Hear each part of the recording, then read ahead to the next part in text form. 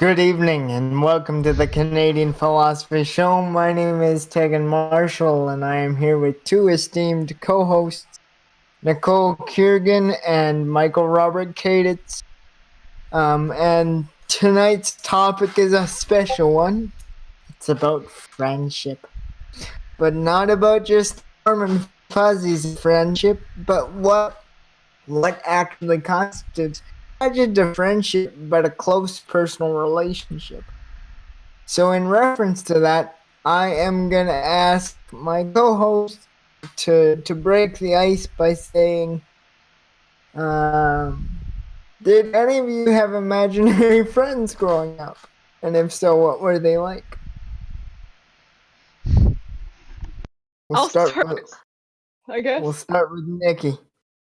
Yeah, so hi everybody. My name is Nicole Kiergan. So I'll talk about my imaginary friends as a kid, and I definitely had many imaginary friends as a kid, and I believe that I had, I guess looking back retrospectively, I had many imaginary friends to fill the gap that I lacked from actual friendships and real meaningful friendships. So I had a hard time making real connections when I was a kid.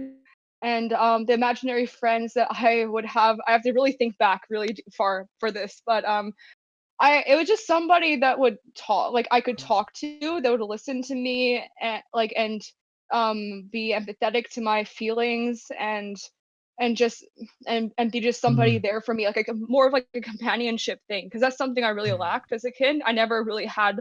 I had for a few years, but I never really had like that stable like one best friend like throughout my childhood. So that was like where imaginary friend, at least when I was in elementary school, filled the gap. What about you, Michael?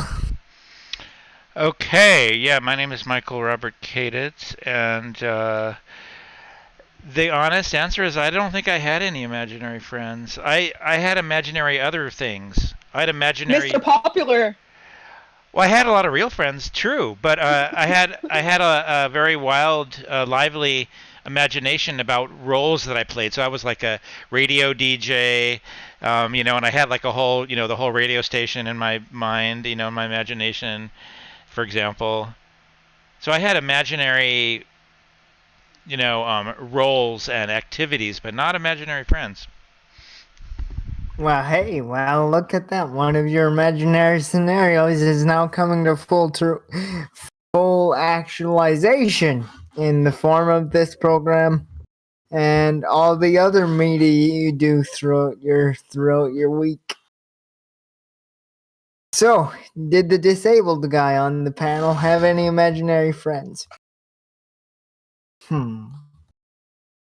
Well, obviously, you can tell by that comment, I'm not afraid to make a joke about my situation, which, I think is part of the reason I have as many friends as I do, right? Because when you can look at an aspect of yourself, and especially one that is often seen as negative, and turn it to a positive, turn it to a moment where someone can see an aspect of who you are, that's a powerful development strategy in friendships. But that was a sidebar, and we're not at the philosophical developmental stage yet. So to answer the question, I don't think I did, because I was just a very social dude. Through elementary school, play group, daycare, all those things. Growing up when I was little, I was just social, so I can't say that I had any imaginary friends. Now, did I have goals and aspirations, which maybe a little outside of my abilities? Sure. Actually, my childhood dream, guys, okay, no joke, was to be a symphony conductor. I was a weird kid. I liked Beethoven. It was weird, but understandable. Let's just say, I can see that. Well, okay. Because you get like think about it this way. Like if you're a symphony conductor, you get to go in front of all the band, and you get to kind of be the big shot there, and just kind of like be like, oh, I'm conducting everything. Like it's kind of there's an appeal to that for sure. It does kind of stroke my ego, doesn't it? So there you go. But anyway, so no, I didn't have any imaginary friends that I can recall. Just perhaps some unrealistic expectations. But hey, what are dreams for? You know what I mean? Anyways, so on to the topic of friendships. Friendships are confusing things at points. Relationships are confusing things. This is why I took a course this semester on the philosophy of personal relationships. And so this is why I wanted to talk about it, because not only does it allow me to exercise and utilize some of the topics I've been discussing, but I'd also be interested to get Mikey and Nicole's takes on these matters as we discuss them.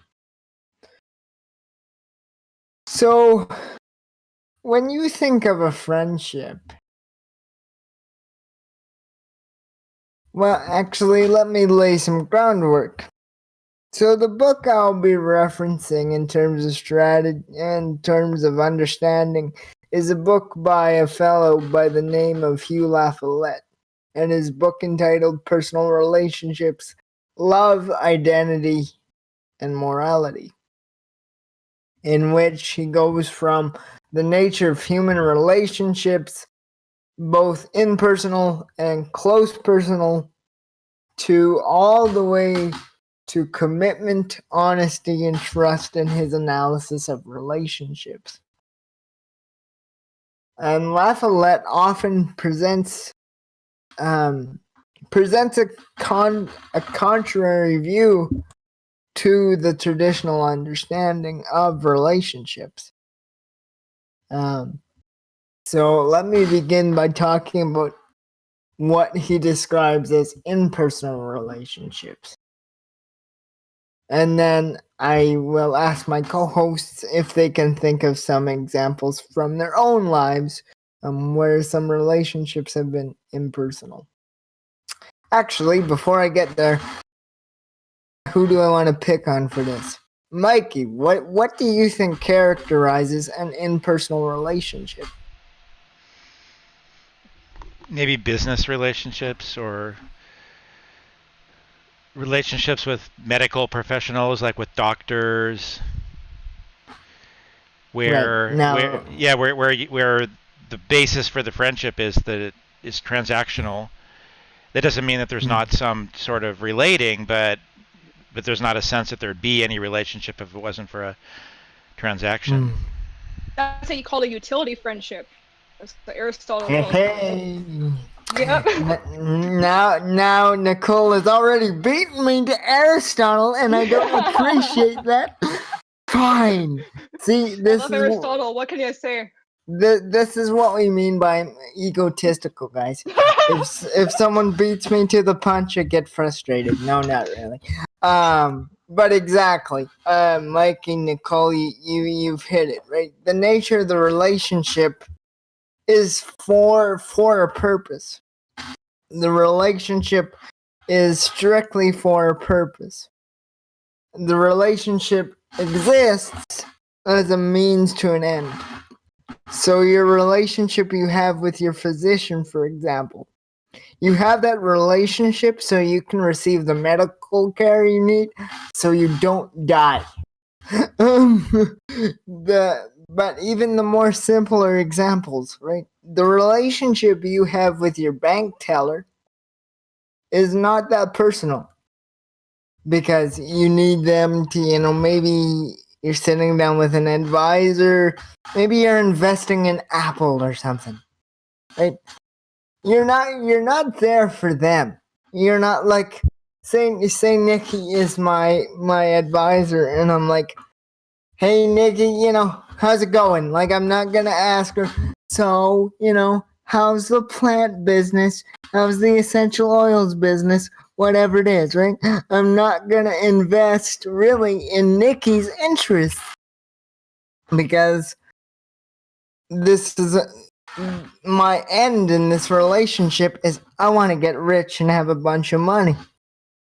Not, hey, I want to get to know Nikki for who she is. And with that in mind, it's what Nikki pointed out, and this is what La Follette also distinguishes between is an incomplete and complete friendship. Right? The incomplete form of friendship is where the person is used as a means to his or her own end. Right? We get something out of the relationship. So you get someone who bags your groceries. You get someone who watches your kids and babysitters. Right? And La Follette is careful to mention, though, that even those relationships can, at points, there are examples where those relationships take on a personal dimension. So say you have two colleagues who, work together and they decide, hey, gas is too expensive in pandemic times, and they decide to be in each other's bubble, and so they're like, let's carpool. The point of that transaction, if you will, is so they both get to work. The second one of the persons, say the car broke down, instead of gas is too expensive, gets repaired, that relationship is no longer necessary. So even though, they've been, going carpooling to work, and so they start talking about, oh, did you see the Canucks game? Or, oh, did you listen to the latest episode of the Canadian Philosophy Show? Shameless plug. That still isn't a truly personal relationship. Or at least I should correct myself and say it's not a close personal relationship. As Nicole said, it's a friendship of utility. It's a friendship you maintain because of what that person can provide in their traits, in their abilities, more than you pursuing them as an individual. Any comments, observations you want to make before I keep rolling on here? Yeah, Nikki, go ahead. So Tagen, you give the great example of people that, for example, bag your groceries, or a cashier, somebody who does your hair. Like those people are typically seen as merely a utility friendship because you are talking to them and engaging with them for the purpose of a transaction. Yeah. My question here is, how can you bridge that gap, and can it ever become something more than just a utility friendship? So, for example, if I try to, I guess from the idea wise here, if I want to channel authenticity in all my interactions with people in the outside world, with my cashier or whoever, right?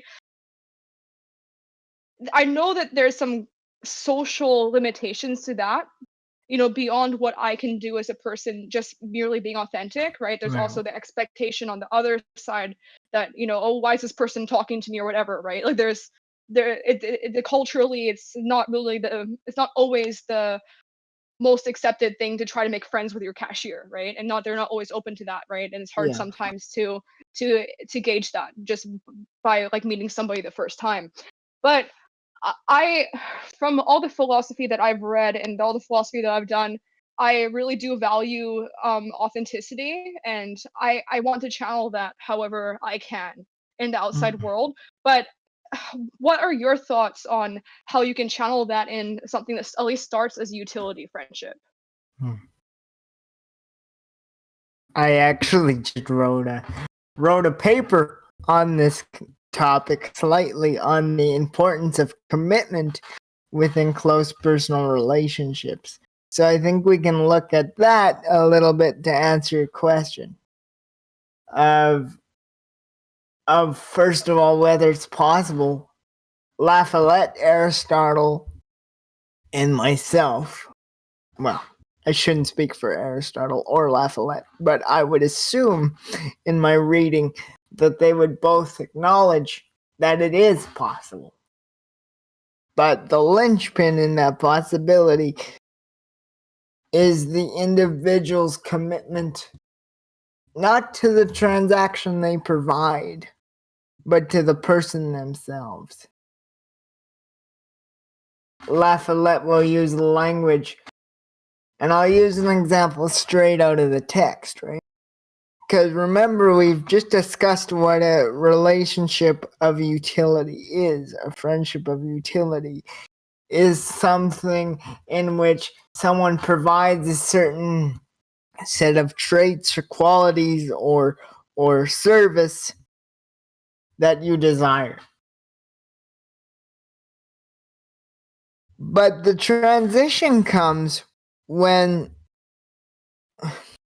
I'll use La Follette's example. So say, or I'll switch it up a little bit.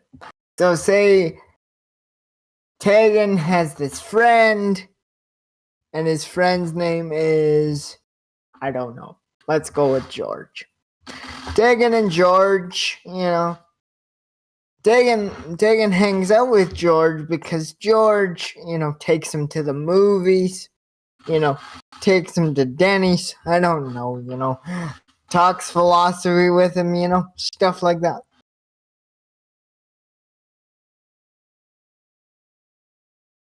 Having someone he can, talk philosophy with, hang out with, that can drive him places. But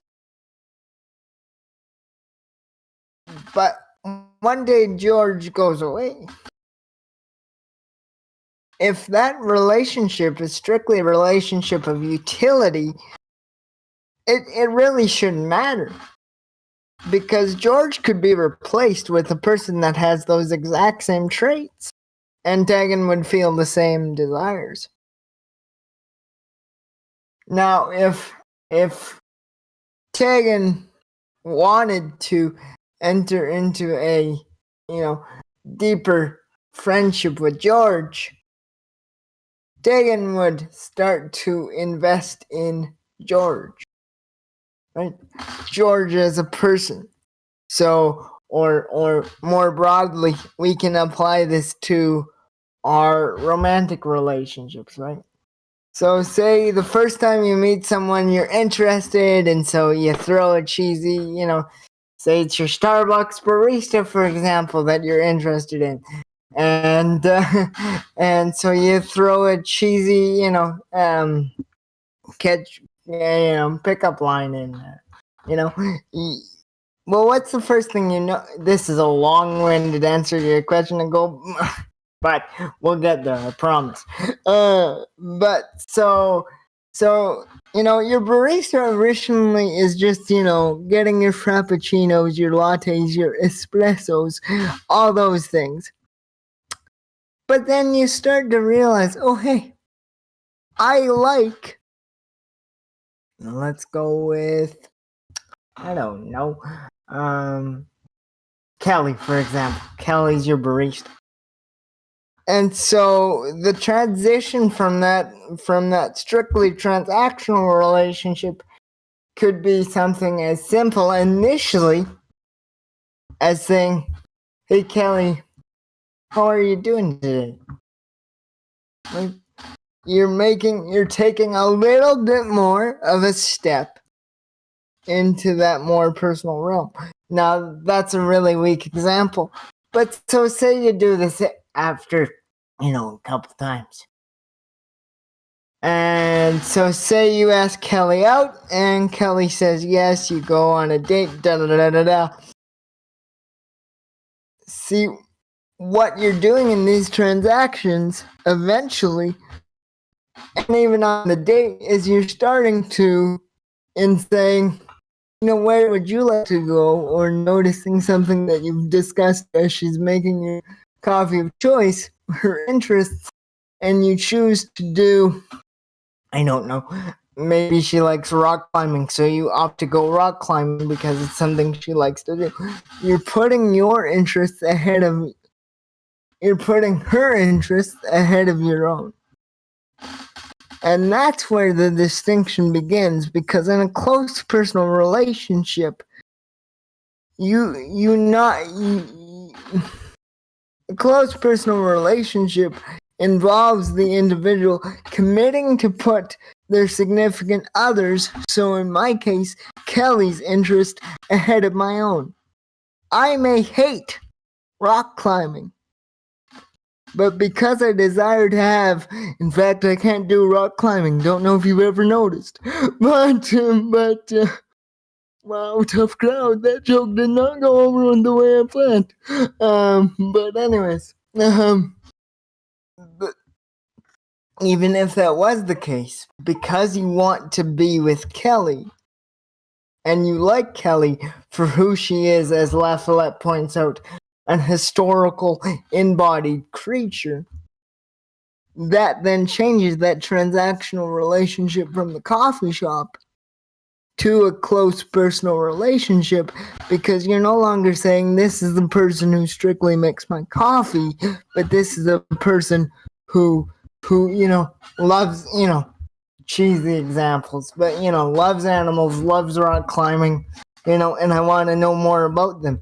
I want to support them and be with them. Like there's a distinct difference in the nature you react and you behave within that relationship. I don't know if that answered your question, but I hope it did. Shed some insight on it for sure.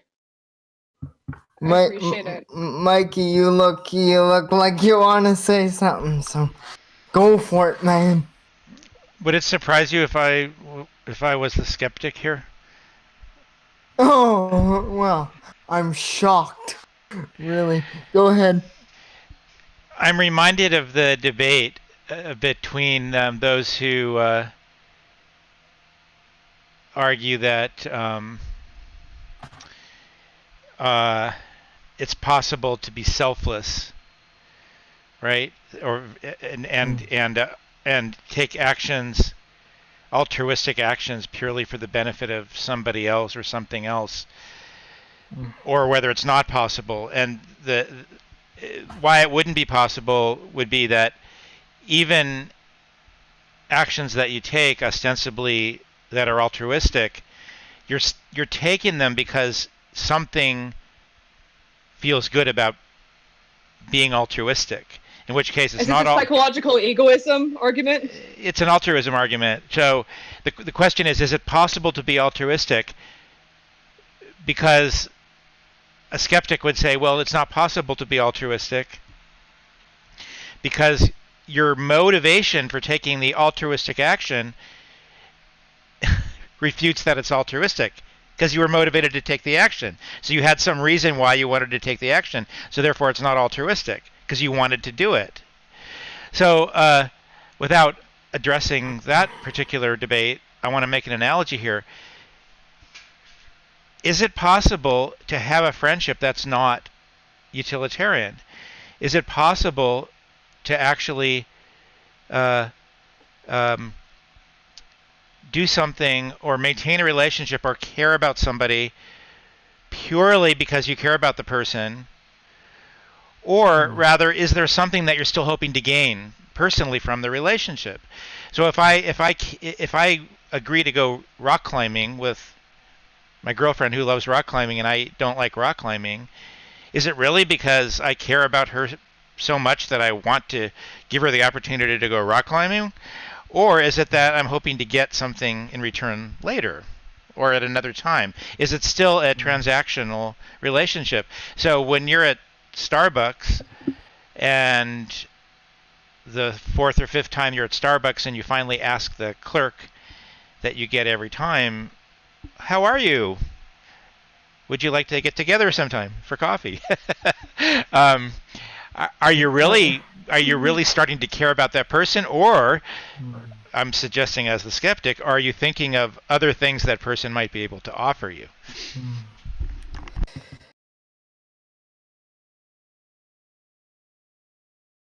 That's a perfectly valid objection, but part of me says it doesn't really matter because let's think of the old statement, right? Love is true love is wanting the good of the other as other. Right? To truly care for someone is to want to see them succeed even in spite of you. And Lafayette, one of Lafayette's errors actually is that his statement, a personal relationship is a relationship where people are not used as a means to an end, right? We discussed in class how we might need to change that, as it's wrong to use relationships only as a means to an end, right? Because if it is strictly transactional, that's a problem. But we run into this issue of benefits, right? Because as Mikey just pointed out, right? My going rock climbing with Kelly might not be just me saying, hey, Kelly likes rock climbing, so we're gonna go rock climbing. But it's, oh hey, Kelly gets to see that I've listened to her, that I understand her to some capacity, and I want to make a good impression, so let's go rock climbing. Right? That I think, in Mikey's point, does not seem to be truly authentic to your motivation, does not seem to be true to your motivation. And what Lafayette says is that people who care for one another should not expect benefit,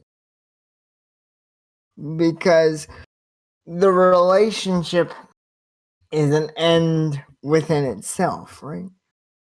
You being with that person is all you need.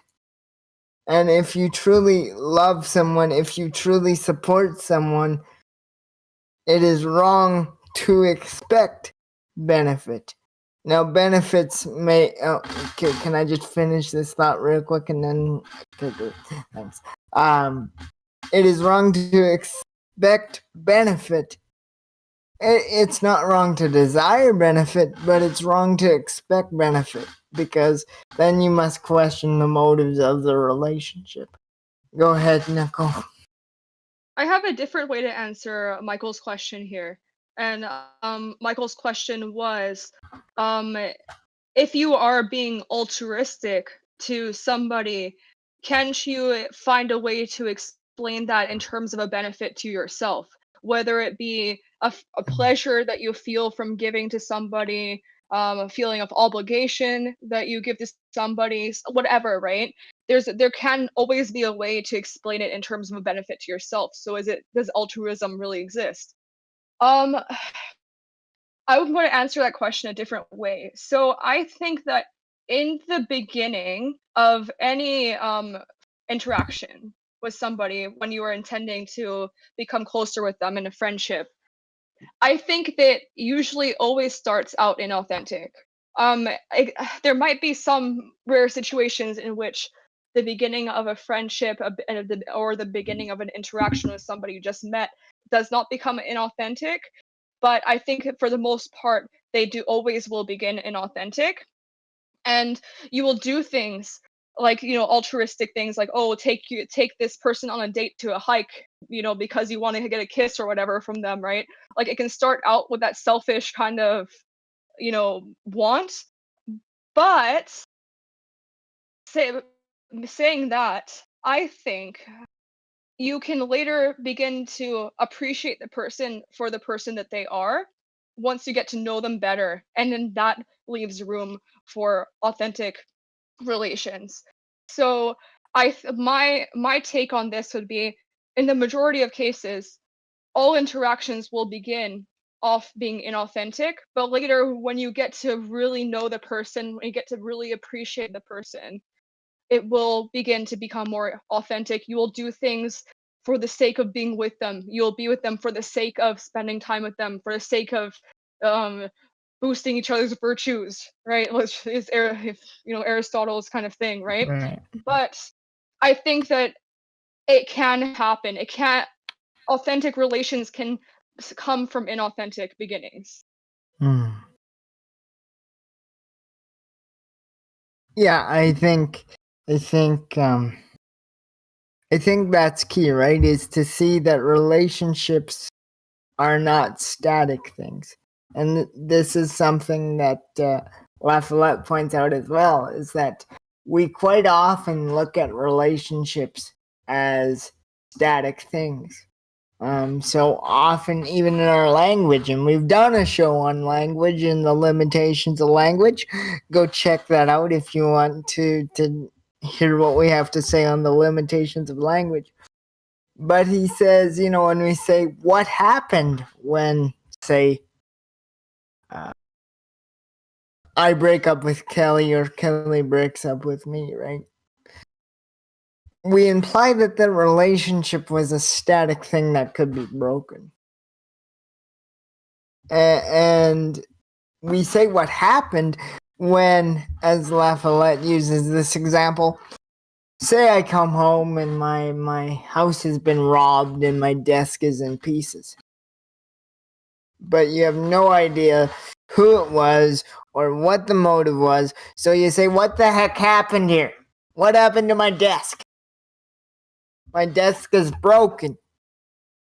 But the difference between your desk and a relationship, wow, this is a sad analogy, but the difference between your desk, your wood desk, and your relationship is that your desk is going to stay the same no matter how time passes.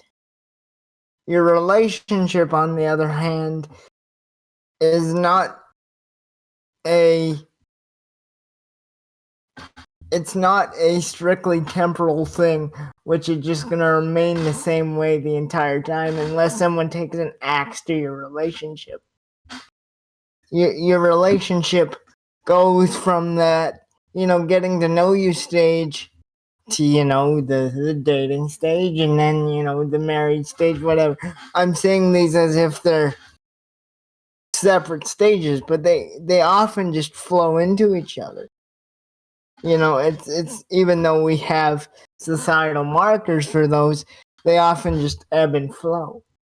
So his issue is that we see relationships as static things, and he puts relationships on a pendulum to say that they're constantly in motion, and they're in motion for both people. So yeah, I agree with you, Nicole, that there can be moments of yeah, Mikey, I agree with you as well, that we need to be checking our motives to say, what are our motivations. But I think as the relationship deepens and as you get to know each other more, right, you're more open to have those conversations of, actually, I hate rock climbing. Because you know each other more intimately. So I don't know if you want to respond to that, Mikey, and then I have a question for both of you.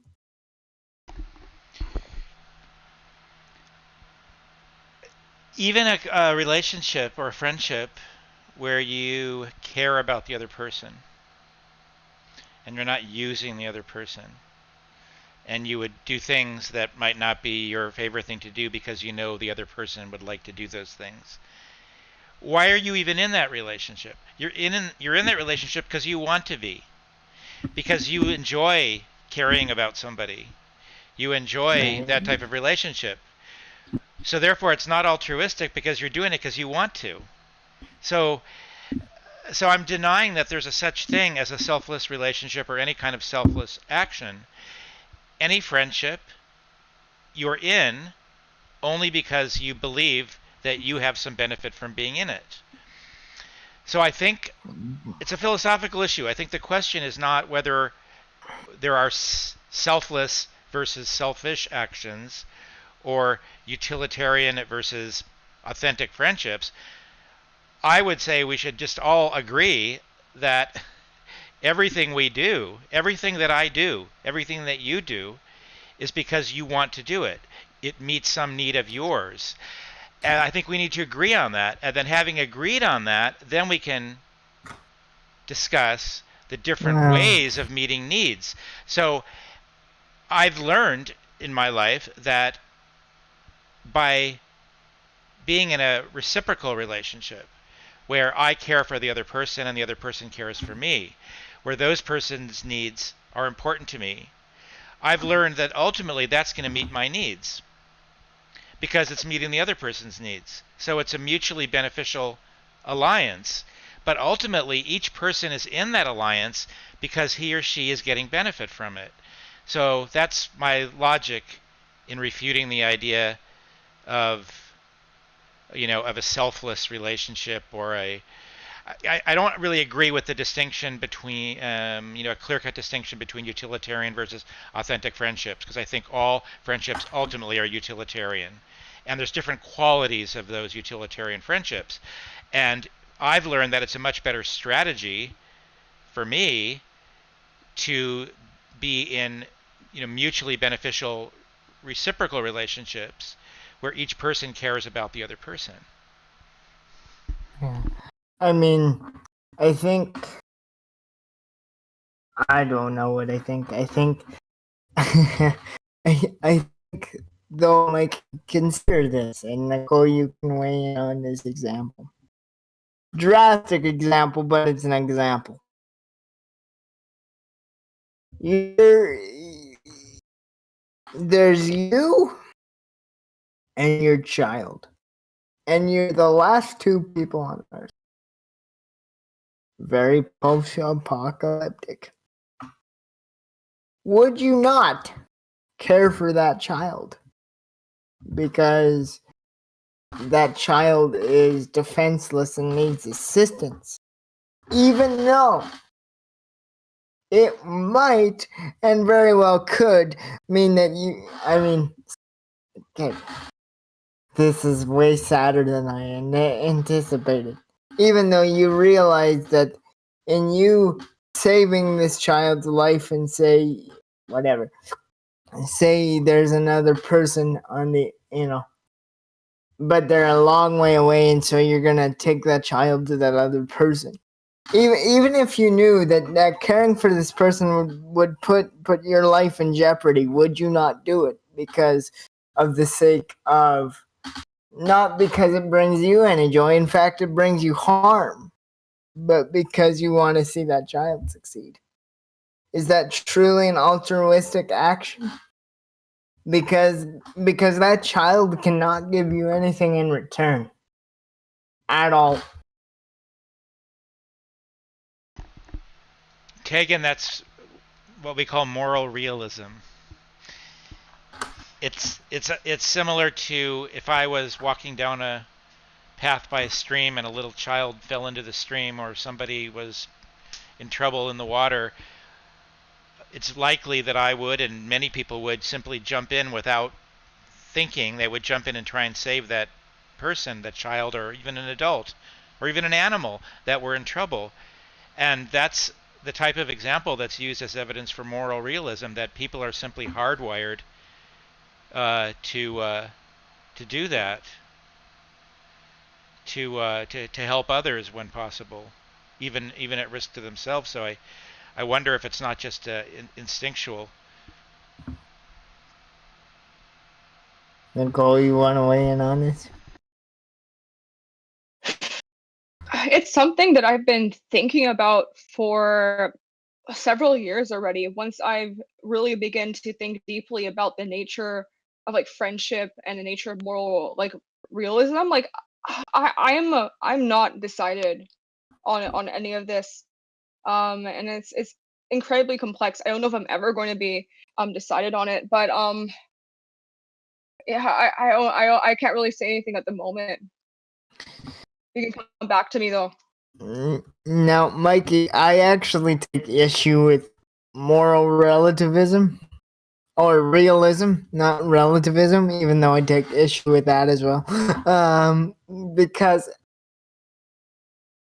every action we do is prompted by something. It is incredibly hard to argue that it's just hardwired, because I'll take your example of the kid, drowning in the stream, for example.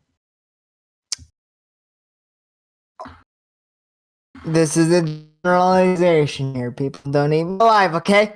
But the vast majority of people have had experiences, whether it's with friends of theirs growing up, or maybe they have kids of their own, right?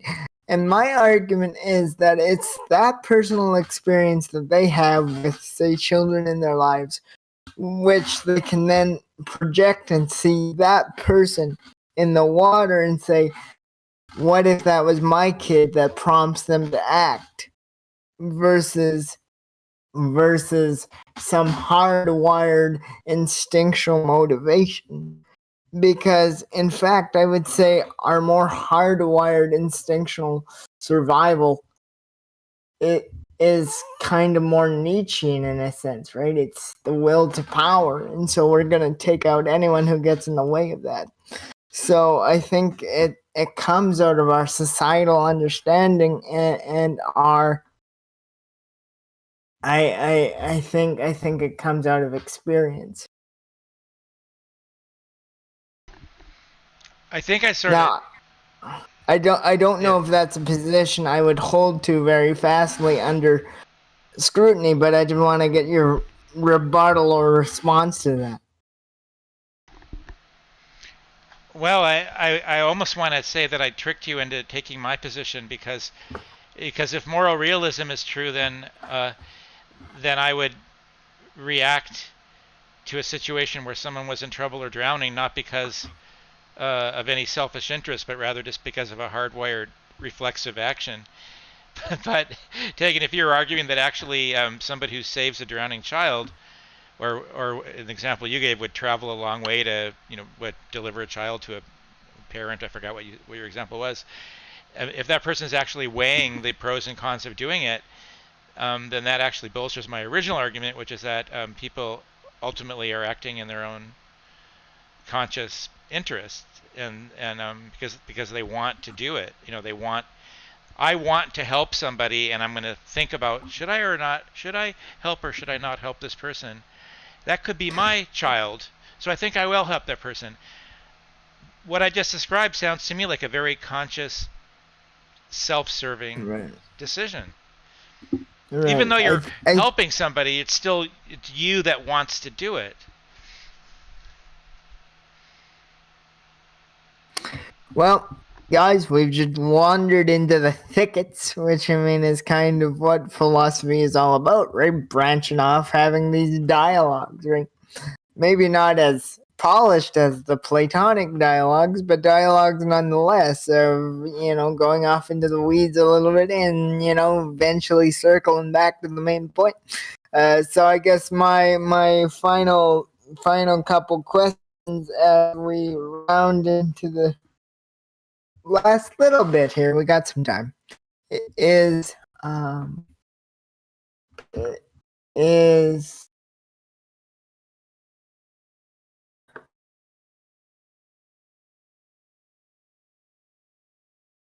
the impact of close personal relationships. Right.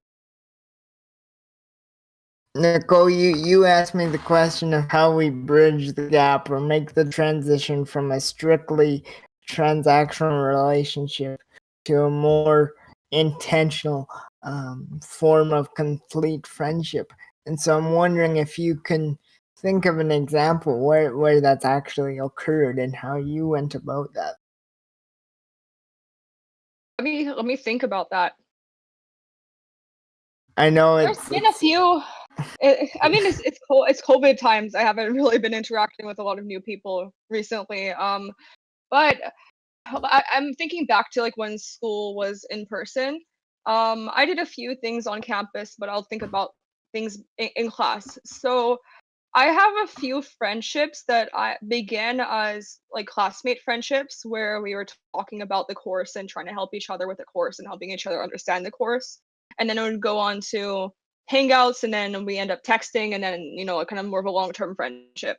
But what I can say out of that is maybe I'm unlucky, but in a good, I don't see these in a bad way. I really appreciate pleasure friendships, but they are 90% pleasure friendships at this point now. So I've had utility friendships turn into pleasure friendships, but not into authentic friendships at the very least. And I'm just thinking about a few subset of friendships that I've had. So let me give a bit more detail. So let me think of, I don't know, in my existentialism class, there's a few people that I did not know prior to that class that I talked to about, because I was a very vocal student and I still am a very vocal student in my classes. I'm always the person to talk and to ask questions. I do it several times for class, so I seem pretty approachable to people. So people would approach me, they would ask me for help with their assignments, or ask for help for a question like, oh, what is Aristotle's three types of friendships, whatever, right? Like something like that, right? We could study together, and then later on it would go like, okay, let's get lunch together, and then okay, let's hang out together, let's invite some more friends over, and then let's talk, and then blah blah blah. I think that's kind of how they progressed, and then now, it's not very representative now because of the COVID times, but when we were allowed to, they would say, oh, let's hang out on this day, and then we would hang out, and then we wouldn't talk until the next hangout. So that's kind of how those utility friendships had turned into pleasure friendships. And maybe I didn't put enough effort into friendships, or I didn't find the right, I guess, synergy with anybody. But I never, at least recently, I don't remember having pleasure friendships turn into authentic friendships besides you guys on the show here. You guys really did turn into authentic friendships for me, so I really appreciate that. Well, I mean, I'm happy to serve. I'm sure Mike is happy to serve, but I don't want to speak for him. But Mikey, before you respond, because I do want to get your sense on this, Nicole, I have one last question for you. And seeing as you brought up Aristotle again, can you define for our listeners what a complete friendship is? Yeah, so Aristotle's definition of a complete friendship is a friendship that is reciprocal, that builds character in each other, builds virtue in each other. And Aristotle is quite particular on what he means by virtue, and he's actually like the ancient Greek philosophy is actually the basis of virtue ethics, and Aristotle was really one of the main founders of it. So I can list off the I guess 11 moral virtues that are mostly talked about here. So one of the moral virtues is courage, temperance, liberality, magnificence, magnanimity, sorry, proper ambition, truthfulness, wittiness, friendliness, modesty, and justice. So those are some of the main virtues, and Aristotle, his philosophy is all about if you have these virtues within the proper mean, and he talks about the golden mean. So you're not between two extremes. So for example, let's use courage. If you have too much courage, you are going to be rash and you are going to be like very impulsive. But if you have a deficiency in courage, you will have cowardice. So the, Aristotle's whole philosophy here is that all these virtues have to be within a golden mean, and the mean between rashness and cowardice is courage. So and the reason why we are developing these virtues is to live a good life. It's called eudaimonia, like it's kind of happiness, the good life, like a meaningful life, well-being. Those are the things that's the reason why we have to have these virtues, according to Aristotle. And a good friendship, a complete friendship, is a friendship that helps develop virtues with each other and go towards the golden mean of these virtues. So that's how I would describe the complete friendship according to Aristotle. And Mikey, Nicole, you can weigh in on this. Do you think complete friendships are possible? Not pure. I wouldn't say that pure complete friendships are. Possible is a hard word. I would say they're unlikely. I would say that even Are they I would say, attainable? I don't know. I haven't attained. I wouldn't say I have attained a complete friendship in my experience. But I'll say with you both, Michael and Tagen, I would say that you both are complete friendships for me, but there's also elements of utility and there's also elements of pleasure. So to what extent does a complete friendship have to be separated from those two other types of friendship to be considered a pure complete friendship? I'm not sure. So I would say that I have not attained a pure complete friendship, but that doesn't mean it's not possible. It just means I haven't attained it. Mikey, your thoughts? I think over the years I've matured, I'd like to think, to see things much the way that Aristotle does. Thinking back on that's a big claim, Mikey. You better back it up. Yeah, well, I've been doing a lot of thinking back. During these COVID times, I've had a lot of time in isolation, and sometimes it's painful to think about all the things I'm missing in my life, and other times I have been reflecting on past times and past friendships, and I'm sad and disappointed that in my younger years I didn't appreciate friendship in the way that I'm starting to now, and the way that I'm starting to appreciate it now is more in lines with what Aristotle talks about.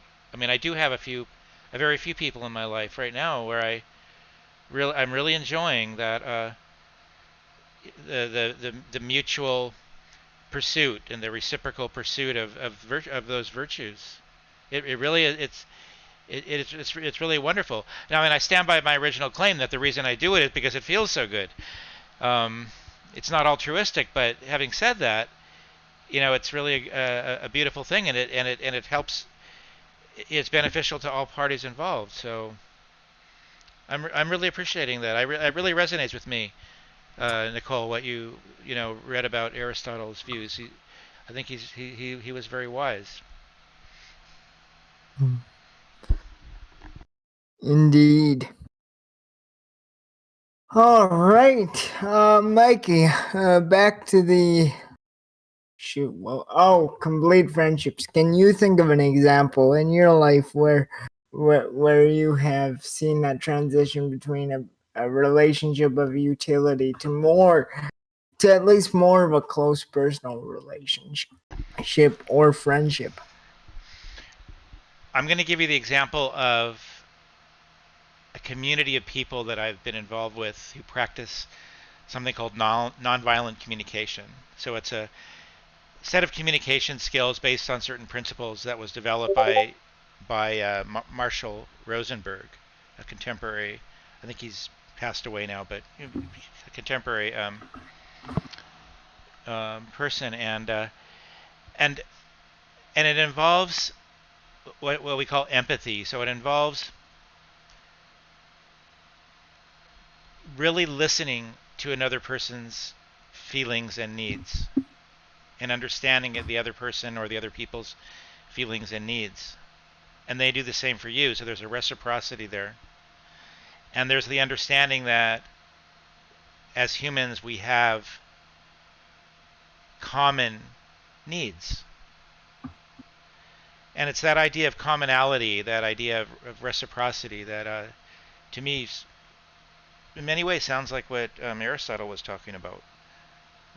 That the whole approach, to friendships as this reciprocal caring and identification with the other person as being another human being with similar needs. So I have several people in my life now that either in that nonviolent communication community or people that aren't in the community, but I'm sort of mentoring on those skills. So I do have some examples of that, and it feels very much more complete to me than my old style of friendships, which were much more transactional and utilitarian, and would end abruptly when the utility was no Yeah. longer there. Yeah. Yeah. And I have a few instances myself where I have seen relationships of utility kind of fade off into existence, and even when I've tried to build them, I've realized that it takes far too much energy to rebuild them once they've faded out, and then sometimes it's worse. But one of the neat moments of utility to complete friendship was with the family I have now, the family I found that I call my family, right?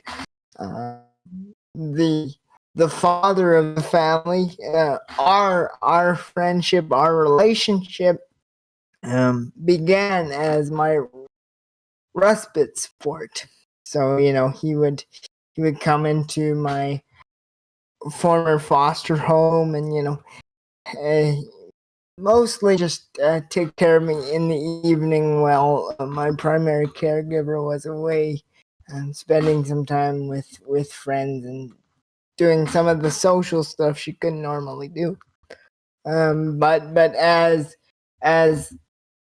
the family and I got to know each other, we just clicked, and it's really hard to explain, but it's one of those gift moments where we became more than just transactional.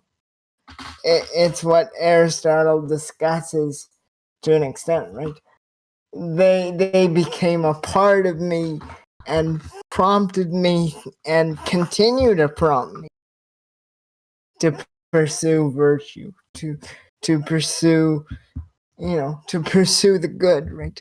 To pursue those things that bring me fullness, to pursue those things that are good and beneficial to me. And because of our family relationship, right, I do the same for them. Right? Not even necessarily because I want to, although that is true, but because it's reciprocal. So I think that's a neat thing to look at as my example of that transition, to see something that although it was personal, was definitely seen, at least in my eyes, back when I was 12, like we've known each other for a long time. So to see that relationship go from a respite relationship to a legitimate family relationship, it is unique and is pretty amazing when you think about it. Oh, and we are out of time. So with that in mind, I just want to take a brief moment to let you know what is coming. Oh, Mikey, you look like you want to say something. Am I wrong? I think we are out of time. No, I'm complete. Thank you. Okay, so with that in mind, I'll just tell you what's coming up in the next couple shows. We have what is the difference of we and how does it relate to terror theory? That sounds interesting. And then the following week, or whenever this gets broadcast, rather, we will have how is Canadian culture different from the United States? So you can tell we have a couple very interesting conversations down the pike here for you to enter in on. So until next week, I am Tagen Marshall with my co-host Nicole Kiergan and Michael Robert Caditz, hoping that tonight's show not only pushes you to explore philosophy more, but to grow in virtue and your friendships. Good night, everyone.